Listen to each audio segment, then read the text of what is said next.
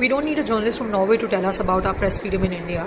We are journalists from India and we have been living this reality for years now. And we are telling you there is absolutely no press freedom in India. इसमें तो कोई doubt ही नहीं है, इसमें sugar coat क्या करना है. No MLA or MP or any minister or anybody from the government takes any kind of tough questions.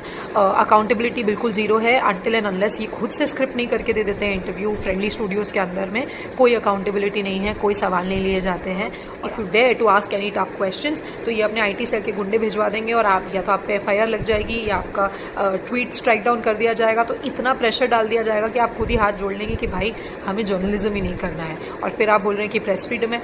अब मुझे पता है कि अब लोग बोलेंगे कि अरे ये वीडियो तो तुम बना पा रही हो ना, तुम मणिपुर से रिपोर्टिंग तो कर पा रही हो ना, किसी ने मार तो नहीं डाला तुमको.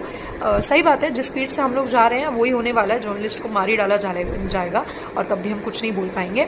और बहुत फ़नी बात है कि जो रिपोर्टिंग मैं मणिपुर से कर रही हूँ, जो मैं ट्विटर पे डाल रही हूँ, कायदे से ideally I should be doing it for an Indian publication और for an Indian news room because I am a journalist from India. पर क्या कोई स्पेस बची है? कोई स्पेस बची ही नहीं है, कहीं कोई स्पेस नहीं बची है. Rather than putting pressure on news rooms they simply bought the newsrooms, they crushed all kinds of independent newsrooms.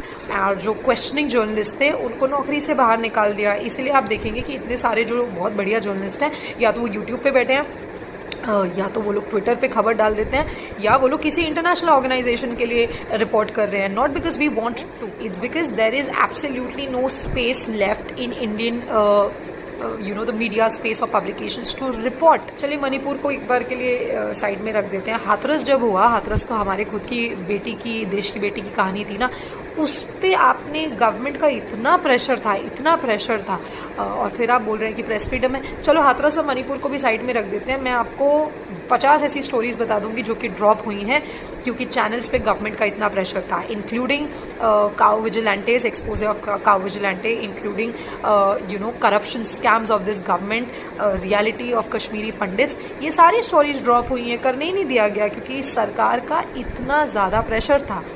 और फिर आप बोल रहे हैं कि प्रेस फ्रीडम है. I mean for the love of God, stop denying the undeniable.